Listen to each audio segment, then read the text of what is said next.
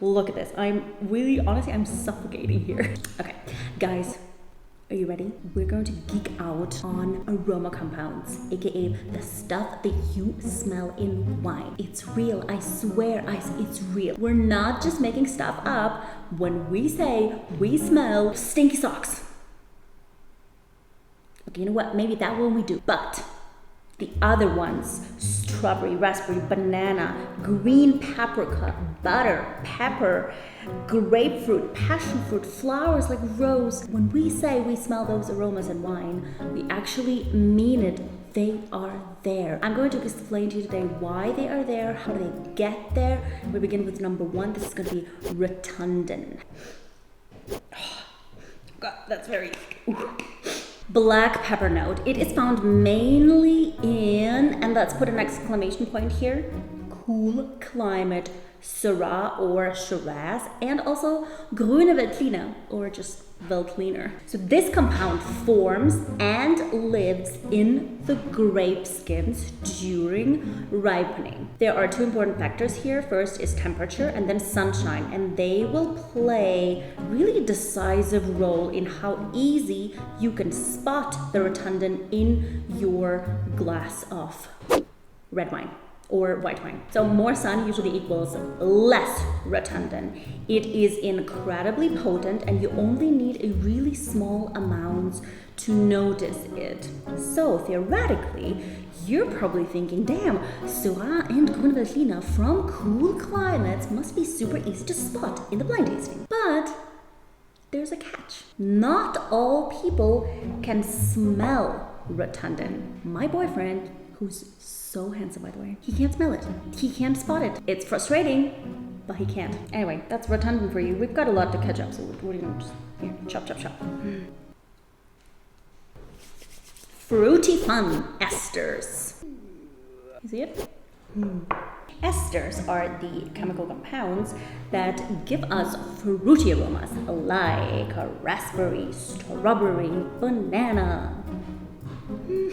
Esters form during fermentation with certain esters are going to form during fermentation, but also with certain fermentation temperatures and with certain yeasts. And that's actually super unique because most of the aroma compounds, they would live in the wine skins, but esters, no, they actually form during a fermentation. They are not typical of any grape variety. They will tell us nothing, nada, rien about wine's origin. Theoretically, any wine under certain fermentation conditions and with certain types of yeasts can smell like esters. But these babies, although loved, they are not known for their longevity. In a couple of months after the wine is bottled, if it has esters, they just gone. And so, well, if you think about it consequently, if the wine is really dominated by esters,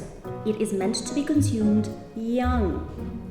For example, carbonic maceration. It is a winemaking technique that they use for making Beaujolais Nouveau. What is Beaujolais Nouveau known for?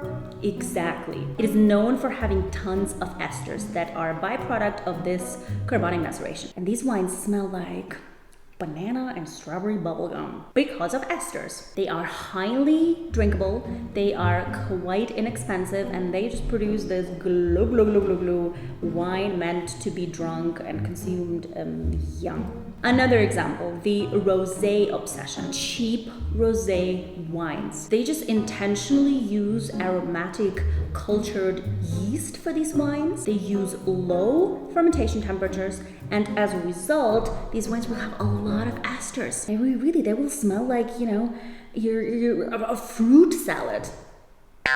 And you drink them young.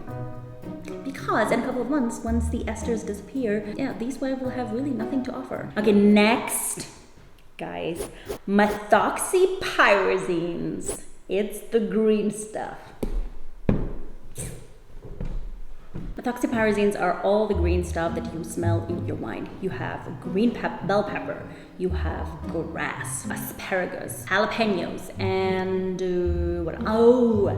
one and only, the cat pee. I don't know if it's green, but so all this green stuff, they develop naturally in underripe grapes, especially Sauvignon Blanc, Cabernet Sauvignon, Carmenère, also Cabernet Franc, Semillon, and Scheurebe. Hi, Germans.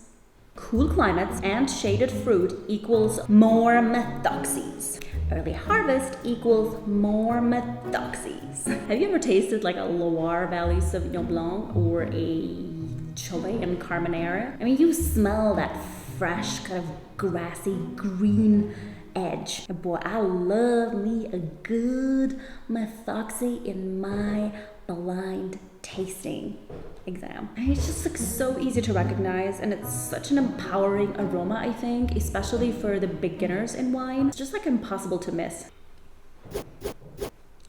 Diacetyl. It's butter.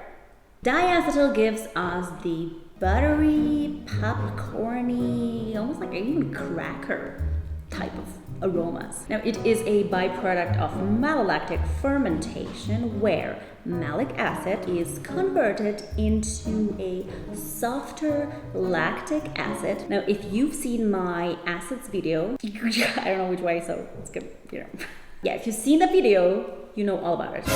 Diacetyl has long been associated with a very specific type of wine, Californian Chardonnay, but also, whites of Burgundy, Marceau or Chassagne Marché, Puligny less so. Now, if subtle, like in Burgundy wine, it's going to add a little bit of complexity and charm, and I really don't mind it. But if overdone, why California? Why? Now, our diacetyl actually goes super well with oak. Although oak itself does not contribute diacetyl in any way, but the aromas and flavors of, say, vanilla, caramel, or creme brulee that are derivative from oak are just going to be just like superb supporting act to our diacetyl. Butter on a toast. Wine, it's kind of yum, right? But you can easily overdo it with diacetyl and mask all more subtle aromas typical of the grape variety.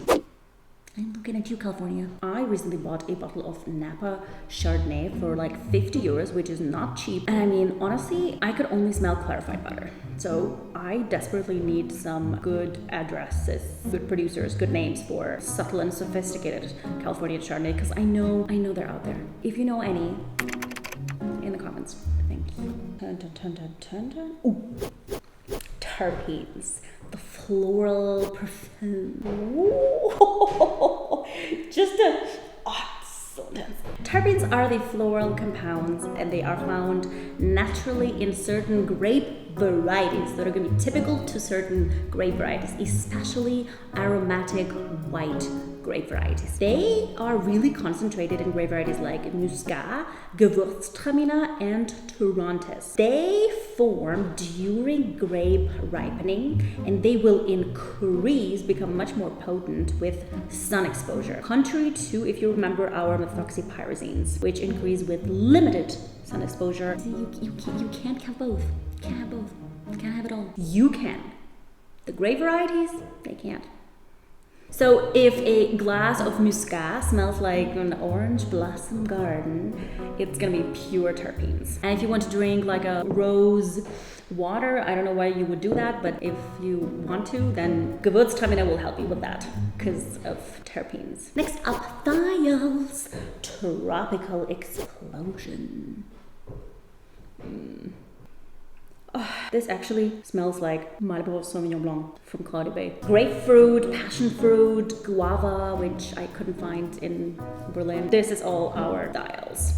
They are precursors in the grape skin. Now, precursors means that they are kind of like asleep, but they activate when woken up by the fermentation, especially cool fermentation. This is the type of fermentation when temperatures are low, you're going to preserve them.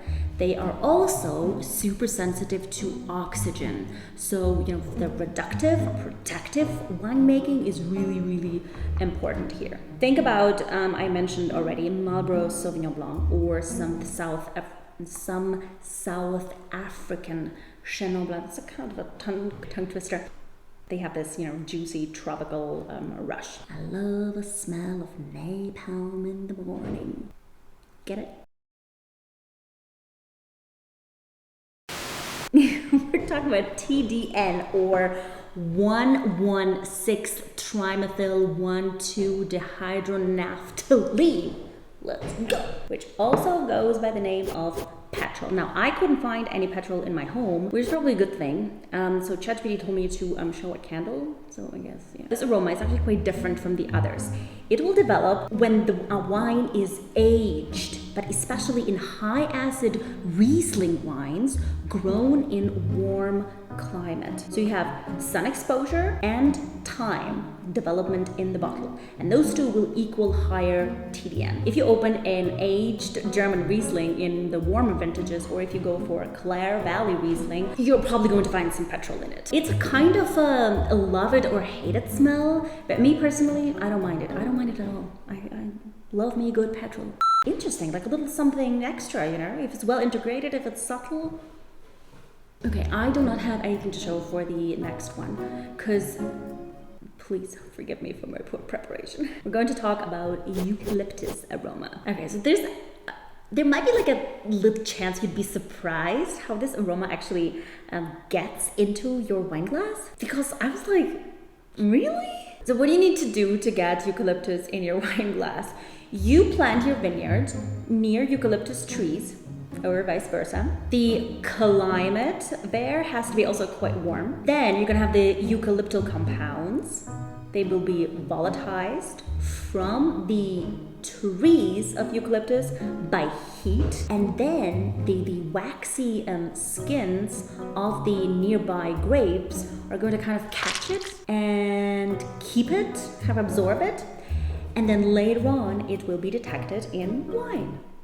So simple. The Cabernet Sauvignon and Shiraz from Australia's Coonawarra vineyards, they actually have a very distinct eucalyptus note because they grow next to a planting of eucalyptus trees. Sometimes it's just that easy. Guys, that's it. That was the last aroma I wanted to introduce to you today. I think if you remember at least 3 of those, I am writing you up as a wine geek, and that is a compliment.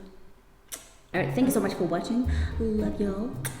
Don't forget to give me a thumbs up and subscribe. I am so close to being my first 500 subscribers. These are the most precious ones.